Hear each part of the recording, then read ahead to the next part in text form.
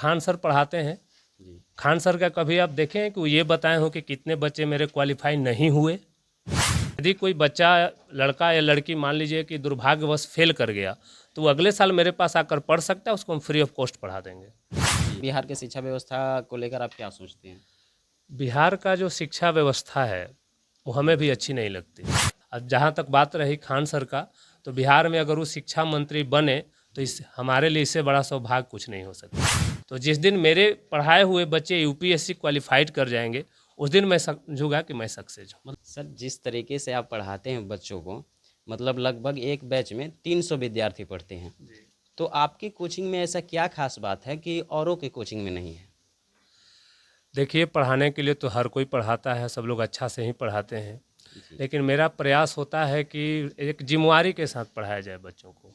तो इस रिस्पॉन्सिबिलिटी के कारण बच्चे यहाँ आते हैं। दूसरी बात होती है कि ये जो क्षेत्र है पहले से थोड़ा शिक्षा के मामला में पिछड़ा हुआ था, लेकिन अब जो है यहाँ धीरे धीरे शिक्षा बढ़ रही है। सर, आपकी कोचिंग से हाईएस्ट मार्क कितना है? मेरे कोचिंग से मैट्रिक में जिला टॉपर रहे थे किशन जी 2022 में, और उसी साल जिला थर्ड था एक लड़का कौशल, 467 नंबर है उनका मैट्रिक में। इंटर का हाईएस्ट नंबर रहा है 441। जी, कहीं ना कहीं आपके कोचिंग के आसपास जो कोचिंगें होते हैं, कहा जाता है कि आपके कोचिंग के अलावा बाकी कोचिंग बंद हो जाती है, तो क्या ये बात सही है? नहीं, परासी में तो और भी 3-4 कोचिंग चल रहे हैं, ऐसा कुछ नहीं है। अब जिस कोचिंग का जैसा रिजल्ट रहेगा, जैसा परफॉर्मेंस रहेगा, बच्चे वहाँ जाएंगे ही। यहाँ बच्चों को व्यवस्था अच्छी मिलती है, रिजल्ट अच्छे मिलते हैं तो बच्चे आते हैं। जिस तरीके से आप बता रहे हैं कि हमारे कोचिंग में अधिक से अधिक ज़्यादा नंबर लाने वाले विद्यार्थी जो होते हैं हमारे कोचिंग से होते हैं, लेकिन जो व्यक्ति, जो स्टूडेंट फेल होते हैं, उनका रिस्पॉन्सिबिलिटी कौन लेता है? कुछ लोगों का ये कहना है कि संकेत सर जो हैं, वो जो पास होते हैं लोग, उनका रिस्पॉन्सिबिलिटी तो ले लेते हैं, लेकिन जो फेल होते हैं उसका रिस्पॉन्सिबिलिटी। देखिए, तो एक ट्रेंड है, खान सर पढ़ाते हैं। जी। खान सर का कभी आप देखें कि वो ये बताए हो कि कितने बच्चे मेरे क्वालिफाई नहीं हुए। कोचिंग वाले यही बताएंगे कितने बच्चे क्वालिफाई हुए, और यही ट्रेंड भी है, शुरू से ही ऐसा चलता है। कोई भी कोचिंग संस्थान अपने अच्छे रिजल्ट को ही पब्लिश करता है।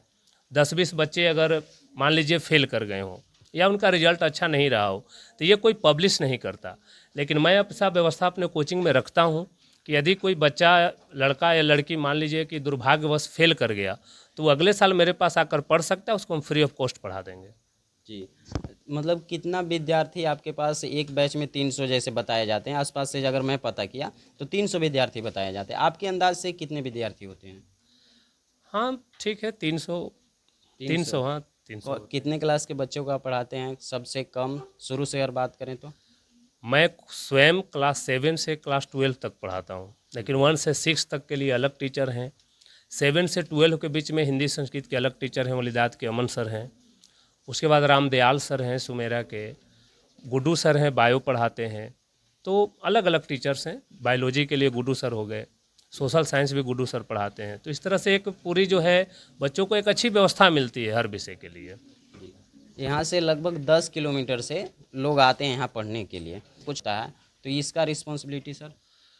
यदि बच्चे जो दूर से आते हैं, लड़का या लड़की हो, यदि उनको रास्ता में कोई भी प्रॉब्लम होती है, तो हमारा जो परासी थाना है शुरू से ही बहुत ही सपोर्टिव रहा है शिक्षा के क्षेत्र में।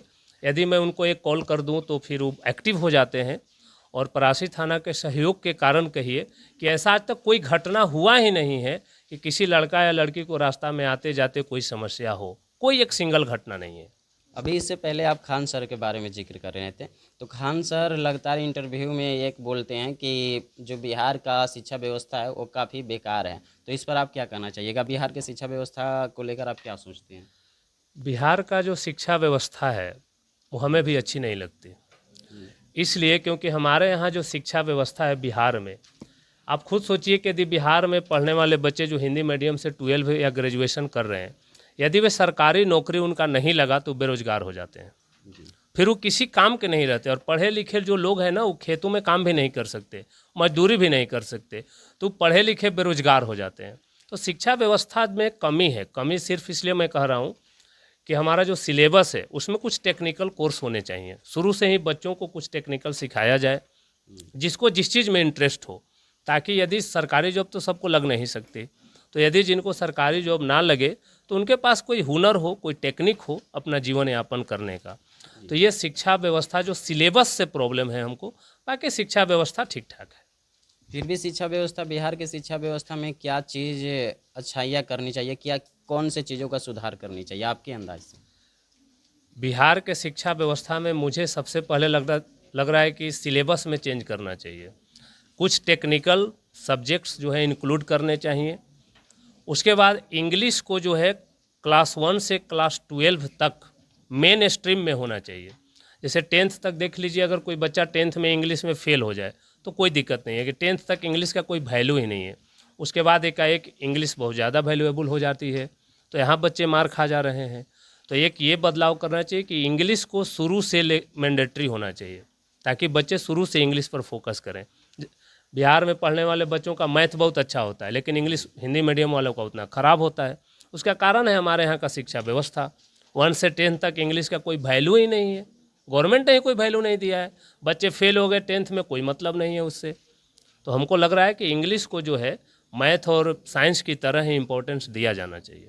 तो एक सरकारी स्कूल में पढ़ने वाले बच्चों को कोचिंग की ज़रूरत क्यों पड़ती है? क्योंकि स्कूल में भी तो पढ़ाइयाँ होती है। सरकारी स्कूल में पढ़ने वाले बच्चे हों या प्राइवेट पढ़ने वाले बच्चे हों, सबको कोचिंग की ज़रूरत होती है। कोचिंग की ज़रूरत 2 कारणों से है। एज ए गार्जियन मैं बताऊं कि यदि मान लीजिए सरकारी स्कूल में आप देख सकते हैं कि जो बच्चे पढ़ने जा रहे हैं तो 9, साढ़े 9 से 4 बजे तक सरकारी स्कूल में गए, उसके बाद वो इधर उधर घूमते रहते हैं। इसीलिए गार्जियन को लगता है कि 1-2 घंटा अगर वो सुबह में या शाम में कहीं पढ़ने चल जाए तो बेहतर होगा। और बच्चों को भी थोड़ा सा कोचिंग लाइन थोड़ा सा ज़्यादा रिस्पॉन्सिबिलिटी के साथ काम करता है। सरकारी स्कूल में टीचर ये रिस्पॉन्सिबिलिटी नहीं लेते कि हाँ सिलेबस हम आपका ख़त्म करेंगे। जिस दिन वो रिस्पॉन्सिबिलिटी लेने लगेंगे कि हाँ हम A to Z सिलेबस को ख़त्म करके ही रहेंगे, तो फिर कोचिंग में भीड़ कम हो जाएगी, सरकारी स्कूल में भीड़ बढ़ जाएगी। जी, तो जिस प्रकार अभी खान सर एक इंटरव्यू के दौरान एक पत्रकार खान सर से ये सवाल करते हैं कि अगर आपको बिहार के शिक्षा मंत्री बना दिया जाएगा तो आप 5 काम क्या कीजिएगा? तो खान सर का पहला जवाब ये आता है कि हम जितने भी सरकारी स्कूल के टीचर हैं, हम उनको एक अलग से यूनिवर्सिटी बनाएंगे और उस यूनिवर्सिटी में वो टीचर लोग पढ़ाई करेंगे। तो क्या लगता है एक टीचर को पढ़ना ज़रूरी है? टीचर को पढ़ना सबसे ज़्यादा ज़रूरी है, क्योंकि जो शिक्षक खुद पढ़ेंगे नहीं वो बच्चों को पढ़ाएंगे क्या। शिक्षक को चाहिए कि वो खुद जो सब्जेक्ट उनको अगले दिन क्लास में पढ़ाना है वो खुद प्रिपेयर होकर आएँ। अब जहाँ तक बात रही खान सर का, तो बिहार में अगर वो शिक्षा मंत्री बने तो इस हमारे लिए इससे बड़ा सौभाग्य कुछ नहीं हो सकता। अच्छा, शिक्षा मंत्री के लिए सबसे अगर कोई बेस्ट अभी उम्मीदवार है, कोई व्यक्ति हो सकता है तो खान सर। अच्छा, ये जो प्राइवेट कोचिंग के जो टीचर होते हैं वो पढ़ाई करते हैं रोज़? हाँ, प्राइवेट कोचिंग के शिक्षक पढ़ते हैं, मैं तो रोज़ पढ़ता हूँ। मैं अपना कह सकता हूँ, मैं पर डे पढ़ कर आता हूँ। कहीं ना कहीं आपको जो आपके विद्यार्थी लोग हैं उन आपको यंग मोटिवेटर के नाम से भी जानते हैं। तो आज जो आपके जो स्टूडेंट है इस वीडियो को देख रहे हैं उनके लिए आप क्या कुछ कहना चाहिएगा? मैं अपने बच्चों को क्लास में पढ़ाने के साथ साथ व्यवहारिक चीज़ें, अपने परिवार से रिलेटेड, गांव से रिलेटेड, जीवन से रिलेटेड, ये सारी चीज़ें बता कर के मैं इनको मोटिवेट करते रहता हूँ। नहीं पढ़ेंगे तो क्या होगा, पढ़ने से क्या फ़ायदे हैं, जीवन को यदि बदलना है तो शिक्षा ही उसका एकमात्र उपाय है। और इस तरह से बहुत सारे पॉइंट पर मैं इनसे बातें करता हूँ और इनको हर तरीके से समझाता हूँ। और शायद इसीलिए आप देखते होंगे कि हर साल मैट्रिक में कम से कम 60, 70, 80 बच्चे होते हैं जो 80% प्लस मार्क्स लाते हैं। इंटर में भी 50 बच्चे होते हैं जो 80% के लगभग 75% से प्लस मार्क्स लाते हैं। तो सिर्फ पढ़ाने से, जैसा मैं सोचता हूँ, आज के डेट में विकास दीप कीर्ति सर का एक वीडियो था जो आप देखे होंगे, उसमें उन्होंने कहा था कि शिक्षक को अब पढ़ाने की ज़रूरत नहीं है, शिक्षक बच्चों को पढ़ने के लिए प्रेरित करें, क्योंकि पढ़ने वाली सारी मटेरियल तो मोबाइल पर उपलब्ध है। जो बच्चा जग जाएगा वो पढ़ जाएगा। और विकास देव कीर्ति सर का ये वाक्य हमें बहुत अच्छा लगा था कि सही बात है, जो जग जाएगा वो खुद पढ़ जाएगा, जिसमें एकलव्य वाली भावना आ जाएगी। बिना गुरु के भी बन सकता है कुछ, लेकिन यदि जिसमें भावना ही नहीं होगी तो वो शिक्षक कितना भी पढ़ा ले वो नहीं पढ़ेगा। इसलिए मेरी भी सभी शिक्षकों को यही सलाह है, जितना हमको ज्ञान है उसके अनुसार कह रहा हूँ, पढ़ाने के साथ साथ बच्चों को समझाएं, मोटिवेट करें ताकि बच्चा पढ़े। एक आपसे लास्ट सवाल है कि आप अपने आप को सक्सेस मानते हैं कि हम अपने जिस लक्ष्य पर अभी पहुँचे, जिस जगह पर हैं, हम सक्सेस हो चुके हैं? नहीं, क्यों?